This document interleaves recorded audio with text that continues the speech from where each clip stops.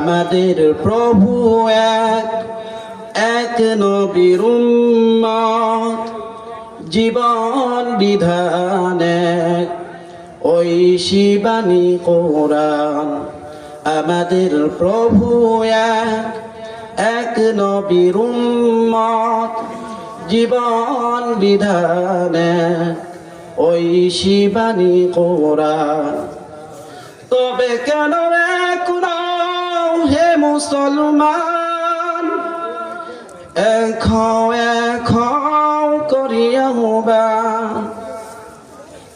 বাইতুল্লাহ এক, মদিনা শরীফ এক, উহুদ পাহাড় এক, বদরের মাঠ এক। একটা তো জীবন আর মরণ তো একবার, একটা তো জীবন আর মরণ তো একবার। সকলের তরে আছি সকলে মিলে, তবে কেন এক নও হে মুসলমান, এক করিয়া আহ্বান। মুহাম্মদ হরগিজ না গুফতান, তানা গুফতা জিবরিল, জিবরিল হরগিজ না গুফতা, তানা গুফতা রব্বে জালিল। সর্বপ্রথম আমরা সেই মহান রব্বুল আলামিনের দরবারে শুকরিয়া আদায় করি, যিনি আমাদেরকে অত্যন্ত ভালোবেসে মহব্বত করে শীতের রাত্রে আল্লাহর মহব্বতে, কোরআনের মহব্বতে, হাদিসের মহব্বতে আরামের ঘুম হারাম করে দ্বীনি আলোচনা শোনার জন্য মহান রব্বুল আলামিনের দরবারে শুকরিয়া আদায় করি। সকল বলি আলহামদুলিল্লাহ। লক্ষ কোটি দরুদ সালাম বর্ষিত হোক সাইয়্যিদুল মুরসালিন খাতামুন নবিয়্যিন রাহমাতুল লিল আলামিন জনাবে মুহাম্মদুর রাসূলুল্লাহ সাল্লাল্লাহু আলাইহি ওয়াসাল্লামের উপর। সম্মানিত হাজিরিন, সামনে যে আয়াত তেলাওয়াত করেছি আল্লাহ বলেন, ইন্না নাহনু নাযালনা যিকরা ওয়া ইন্না লাহু লাহাফিজুন। আল্লাহ রাব্বুল আলামিন পবিত্র কোরআনুল কারীমের 15 নম্বর সূরা সূরাতুল হিজরের 9 নম্বর আয়াতে বলেন, নিশ্চয়ই আমি এই কোরআন অবতীর্ণ করেছি এবং আমি নিজেই তার হেফাজত করব। বলেন সুবহানাল্লাহ। এই কোরআন আসার আগে আল্লাহ তাআলা ইহুদি খ্রিস্টানদের মাঝে কিতাব দিয়েছিলেন, তাওরাত, ইনজিল, জাবুর। ওই তাওরাত, ইনজিল, জাবুর আল্লাহ তাআলাই দিলেন, কোরআনও আল্লাহ তাআলাই দিলেন। কিন্তু তাওরাত, জাবুর, ইনজিল হেফাজতের দায়িত্ব আল্লাহ তাআলা নেন নাই, মানুষদেরকে দিয়ে হেফাজতের দায়িত্ব দিয়েছিলেন। কিন্তু কোরআন একমাত্র গ্রন্থ যেটা আল্লাহ তাআলা নিজে হেফাজতের দায়িত্ব নিয়েছেন। বলেন সুবহানাল্লাহ। এই জন্যই দেখবেন সারা পৃথিবীর কোরআনের নুসখাগুলোকে যদি কোনো কারণে পুড়িয়ে ফেলা হয়, কিন্তু হাজার হাজার লাখো লাখো কোটি কোটি হাফেজে কোরআন এমন আছে যাদের অন্তর থেকে কোরআনকে বের করা সম্ভব না। ঠিক না বলে? সম্মানিত হাজিরিন, আল্লাহ তাআলা এই যে আপনারা মাহফিলে এসেছেন, এখানে তিনি আলোচনা শুনবেন। তিনি আলোচনা শুনলে, আল্লাহর আয়াত শুনলে কি লাভ, এই সম্পর্কে আল্লাহ তাআলা পবিত্র কোরআনুল কারীমের 8 নম্বর সূরা সূরাতুল আনফালের 2 নম্বর আয়াতে বলছেন, আল্লাহ বলেন, ইন্নামাল মুমিনুনা আল্লাযীনা ইযা যুকিরাল্লাহু, যখন মুমিনদের সামনে আল্লাহর নাম উচ্চারণ করা হয়, ওয়াজিলাত কুলুবুহুম, তাদের অন্তরগুলো ভয়ে প্রকম্পিত হয়। ওয়া ইযা তুলিয়াত আলাইহিম আয়াতুহু, যখন আল্লাহ তাআলার আয়াতে কোরআন তেলাওয়াত করা হয়, তখন তাদের ঈমান যাদাতুহুম ঈমানা, এই তেলাওয়াতকৃত আয়াত তাদের ঈমানকে বৃদ্ধি করে দেয়। বলেন সুবহানাল্লাহ। তারা আসলেন, ক্ষতিগ্রস্ত হয়েছেন? আপনাদের সময় নষ্ট হচ্ছে না? বিলকুল না, আপনাদের সময় কাজেই লাগবে। পবিত্র কোরআনুল কারীমের এমন গ্রন্থ আল্লাহ তাআলা সূরাতুল বাকারার প্রথম আয়াতে বলেছেন আলিফ লাম মিম যালিকাল কিতাবু লা রাইবা ফীহি। যালিকাল কিতাব, ইহা এমন একটি কিতাব, লা রাইবা ফীহি, যার মধ্যে সন্দেহ নেই। সন্দেহের সম্ভাবনা আছে কিনা? আল্লাহ বলেন সন্দেহের লেশ মাত্র নেই। বলেন সুবহানাল্লাহ। এই কোরআনকে নিয়ে কেউ যদি সন্দেহান হয়, আল্লাহ তাআলা ওই সন্দেহ দূর করে দিয়েছেন। আল্লাহ তাআলা বলেন সূরা বনী ইসরাঈল 17 নম্বর সূরা এর 88 নম্বর আয়াতে আল্লাহ বলেন ওয়ালাইন ইজতামাআতিল ইনসু ওয়াল জিন্নু আলা আন ইয়াতু বিমিথলি হাযাল কুরআন, যদি সমস্ত মানুষ এবং জিন এই দুই জাতির সবাই মিলে যদি এই কোরআনের অনুরূপ একটা কোরআন নিয়ে আসতে চাই, লা ইয়াতুনা বিমিথলিহি, এর অনুরূপ তারা আনতে পারবে না, তারা ব্যর্থ হবে, তারা কোনদিনই আনতে পারবে না। আল্লাহ তাআলা 2 নম্বর সূরা বাকারার 23 নম্বর আয়াতে আল্লাহ বলেন ওয়া ইন কুনতুম ফি রাইবিন মিম্মা নাযালনা আলা আবদিনা, যদি আমি আমার বান্দা মুহাম্মদ সাল্লাল্লাহু আলাইহি ওয়াসাল্লামের প্রতি যে কোরআন অবতীর্ণ করেছি এর প্রতি যদি তারা সন্দেহান হয়, ফাতু বিমিথলি হাযাল ফাতু, আল্লাহ তাআলা বলেন তারা অমর একটা সূরা একটা আয়াত নিয়ে আসো, তারা পারবে না। আল্লাহ চ্যালেঞ্জ ছুড়ে দিয়েছেন। আজ থেকে 1450 বছর আগে চ্যালেঞ্জ ছুড়েছেন, আজকে 1400 বছর হয়ে গেছে, না জানি আমাদের কারোর জানা নাই কিয়ামত কখন হবে। কিয়ামতের আগ পর্যন্ত আল্লাহ চ্যালেঞ্জ ছুড়ে দিয়েছেন, কেউ এই কোরআনের অনুরূপ কোন সূরা কোন আয়াত কোন অক্ষর বানাতে পারবে না। বলেন সুবহানাল্লাহ।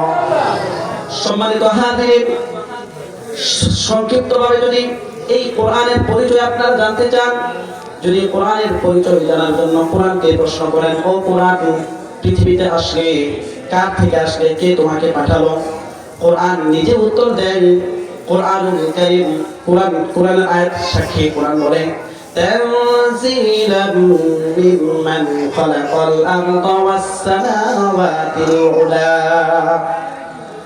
আল্লাহ রাব্বুল আলামিন কোরআনুল কারীমের 20 নম্বর সূরা সূরাতুত তাহা 4 নম্বর আয়াতে বলেন এই কোরআন এমন একজনের পক্ষ থেকে এসেছে, মিম্মান খালাকাল আরদা, যিনি আসমান সৃষ্টি, যিনি জমিন সৃষ্টি করেছেন, ওয়াস সামাওয়াতিল উলা, এবং সুউচ্চ আসমান সৃষ্টি করেছেন। বলেন সুবহানাল্লাহ।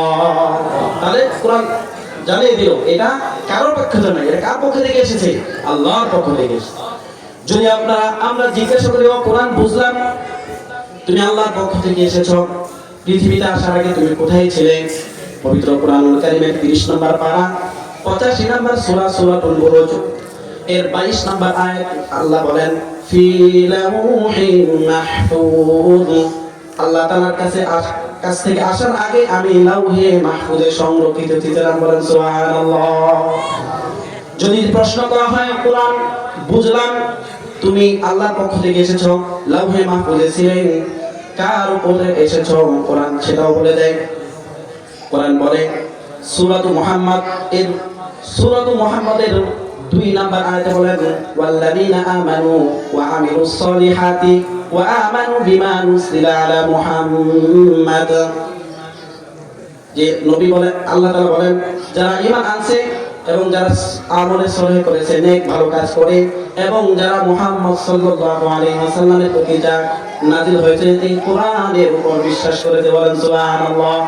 কোরআনকে যদি জিজ্ঞাসা করা হয়, ও কোরআন বুঝলাম তুমি এসেছো, কোন মাসে এসেছো, এটা তোমার জানা আছে নি? তোমার জানা আছে নি? জানা থাকলে বলো। কোরআন বলে হ্যাঁ আমার জানা আছে।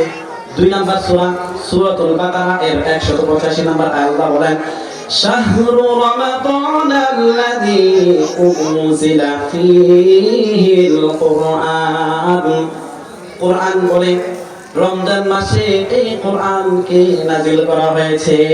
তাহলে মাসের কথা বলে দিলাম। এবার বলা হলো মাসে আসছো, ঠিক আছে, কোন দিনে আসছো না রাতে আসছো এটা বলতে পারবা? কোরআন বলে হ্যাঁ আমি এটাও বলতে পারবো। পবিত্র কোরআনুল কারীমের 30 নম্বর পারা 97 নম্বর সূরা 1 নম্বর আয়াত সূরাতুল কদর আল্লাহ বলেন ইন্না আনজালনাহু ফি লাইলাতিল কদর, নিশ্চয়ই এই কোরআনকে লাইলাতুল কদর এর রাত্রিতে নাযিল করা হয়েছে। বলেন সুবহানাল্লাহ।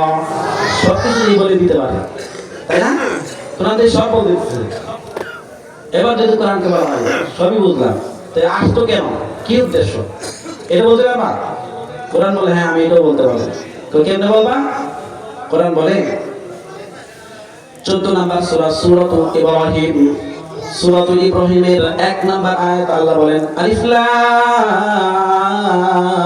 রা কিতাবুন আনজালনাহু ইলাইকা লিতুখরিজান নাসা মিনাজ যুলুমাতি ইলান নূর।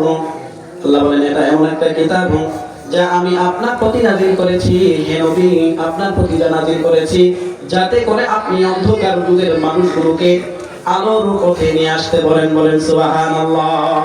তাহলে কোরআন মানুষদেরকে গুনাহের রাস্তা থেকে, অন্ধকার থেকে আলোর দিকে নিয়ে আসে।